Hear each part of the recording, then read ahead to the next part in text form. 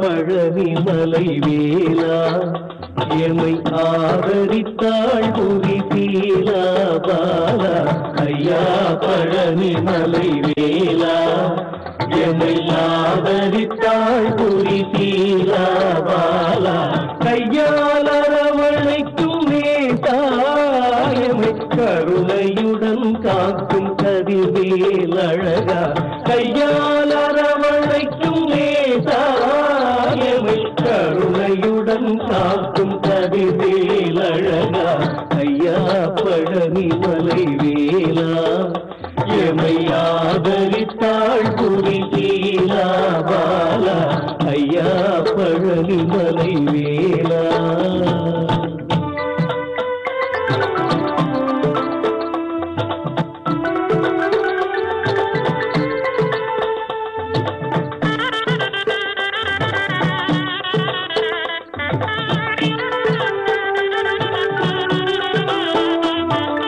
விரதம் இருந்து பல பக்தர்கள் வெற்றிவேலன் உனை தேடும் சித்தர்கள் விரதம் இருந்து பல பக்தர்கள் வெற்றிவேலன் உனை தேடும் சித்தர்கள் ஒரு மனதில் வாழும் வித்தகராம் அவர் உளமதில் களிநடம் புரியும் அவர் உளமதில் களிநடம் புரியும் வேலா அருள் சீலா வேலா அருள் சீலா ஐயா பழனி மலை வேலா எமை ஆதரித்தாள் புரி சீலா பாலா ஐயா பழனி மலை வேலா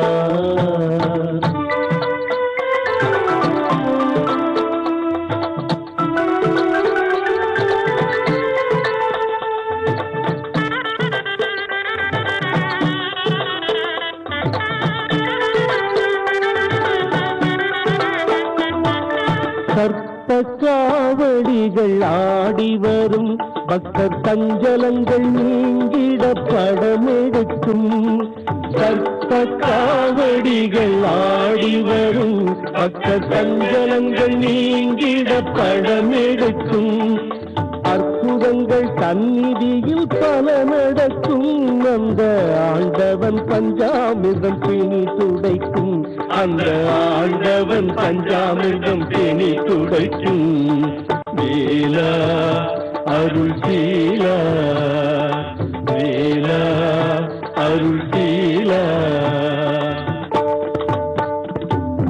ஐயா பழனி மலை வேலா எமை ஆதரித்தாள் புரி சீலா பாலா கையால் அரவணைக்கும் நேதாயமை கருணையுடன் காக்கும் கதிர்வேல் அழகா ஐயா பழனி மலை வேலா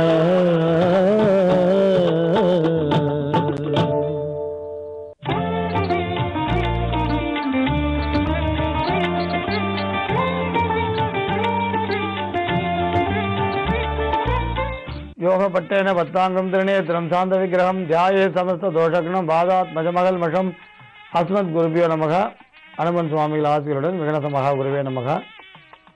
இப்போ சொல்ல போகிற துர்கையோட மகா மந்திரம் என்பது உங்களுக்கு அற்புதமான செயல்களில் ஒரு அற்புதமான வெற்றியை தரக்கூடிய ஒரு மகா மந்திரம்.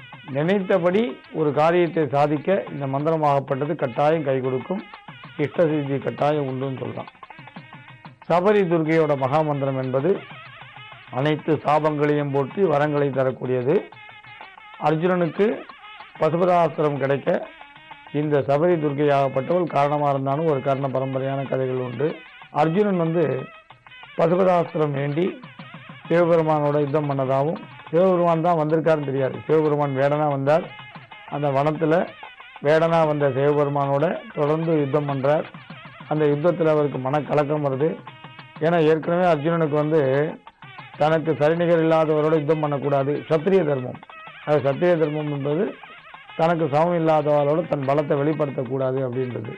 ஆனால் ஒரு விதத்தில் பார்த்தீங்கன்னா அந்த காலத்தில் சத்திரியர்கள் எல்லா வித்தையும் கற்றுந்தான். வில் வித்தை, யானை ஏற்றம், குதிரை ஏற்றம், வாள் வித்தை, கதாயுதம், மல்யுத்தம் இப்படி எல்லாம் கற்றுருந்தா அப்படி நல்ல வித்தைகள் கற்றுன்ற சத்திரியர்கள் வந்து வித்தை தெரியாதவர்களோட சண்டை செய்யக்கூடாது, ஒரு நல்ல எண்ணம்னு கூட எடுத்துக்கலாம். ஒரு குழந்தைகிட்ட ஒரு பெரியவா சண்டை போடக்கூடாதுன்னு, அது மாதிரி வித்தைகள் தெரிஞ்ச சத்திரியர்கிட்ட வித்தை தெரியாதவர்கள் யுத்தம் பண்ணக்கூடாதுன்னுவா. அதனால அந்த நேரத்தில் வந்து சிவபெருமான் வந்து வேடனா வந்ததுனால வேடனா வந்த சிவபெருமானோட நம்ம ஏன் யுத்தம் பண்ணோம் அப்படின்னு ஒரு எண்ணமும் தோன்றது. யுத்தம் கடுமையாக இருக்குது. அதுக்கப்புறம் வந்தது சிவபெருமான் புரிஞ்சுக்கிறார். அந்த வந்தது ஈஸ்வரன் அப்படின்னு புரிந்து கொள்ளக்கூடிய ஆற்றல் அர்ஜுனனுக்கு சபரி துர்க்கையோட அருளால் ஏற்பட்டது. இன்னைக்கு நிறைய விஷயங்களை நம்ம பார்க்குறோம். மேலதிகாரிகளோட பழகிறோம், நம்மளோட உயர்ந்த மனிதர்களோட பழகிறோம், சமூக அந்தஸ்து உள்ளவர்களோட பழகிறோம். ஆனால் அப்படி பழகும்போது வாழ்ல எப்படி பழகணுன்ற எண்ணம் நமக்கு தெரியாது, எண்ணம் இருக்கிறதும் இல்லை. அந்த மாதிரிலாம் வரும்போது நம்ம எடுத்த காரியங்கள் தடை வரத்துக்கு நிறைய காரணமாக அமைஞ்சு போகிறது. அதனால் யாருண்ட காலம், நேரம், சூழ்நிலை இதெல்லாம் அறிந்து யாரிடம் எப்படி பழகணும்னு தெரிய வேண்டிய அந்த தெளிந்த ஞானத்தை கொடுக்கக்கூடியவள் சபரி துர்க்கை. ஏன்னா இடம் பொருள் ஏவல் அறிந்து யார் நடக்கிறாங்களோ வெற்றி அவங்களுக்கு கட்டாயம் உண்டு. ஆனால் இடம் பொருள் ஏவல் தெரியாமல் நடக்கிறவங்களுக்கு தோல்வி வருது. அதனால இந்த சபரி துர்க்கை அருளால இடம் பொருள் ஏவல் அறியக்கூடிய ஒரு அற்புதமான ஆற்றல் வரும். இந்த மந்திரத்தை தொடர்ந்து 28, 108 ஜபிக்கலாம். சாதாரணமாக எளிய பொருட்களை நைவேத்தியம், நீங்கள் எளிய பொருட்களை நைவேத்தியம் பண்ணால் போகிறோம், கட்டாயம் அந்த துர்க்கையோட அருள் கிடைக்கும். இப்போ திரையில் தெரியுது பாருங்கள், தொலைக்காட்சியில் தெரியுது, அதை அப்படியே எழுதிக்குங்க. ஓம் ஸ்ரீம் ஹ்ரீம் குரோம் ஐம். மறுபடியும் சொல்கிறேன், எழுதிக்குங்க. ஓம் ஸ்ரீம் ஹ்ரீம் குரோம் ஐம்.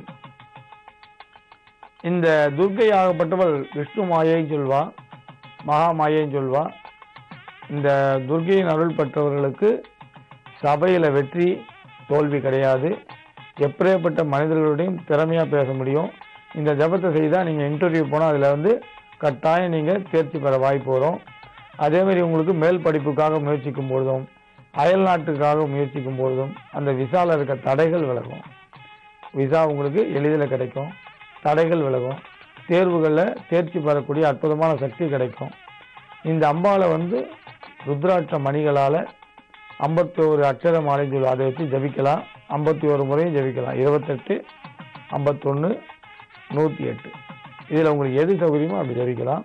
இந்த ருத்ராட்சம்ன்றது 5 முகம் அல்லது 6 முகம் கொண்டதாக இருக்கலாம். இந்த ஜபிக்கக்கூடிய அந்த ருத்ராட்சம் 5 அல்லது 6 முகமுடைய ருத்ராட்சத்தில் ஜபிக்கலாம். ஸ்படிகமணி அப்படின்னு சொன்னீங்கன்னா அந்த ஸ்படிகமணியாலையும் ஜபம் செய்யலாம். அது வந்து சாந்தத்தை தரக்கூடியது. ஸ்படிகமணியாலையும் ஜபம் பண்ணலாம். இதை தொடர்ந்து ஜபிச்சுட்டே வரும்பொழுது மனதில் உங்களுக்கு வெற்றிக்குரிய அந்த கதவுகள் திறக்கும். எடுத்த காரியங்கள் ஜெயமாக முடியும். மங்களானி பவன்ட்டு மீண்டும் நாளை சந்திக்கலாம். வணக்கம்.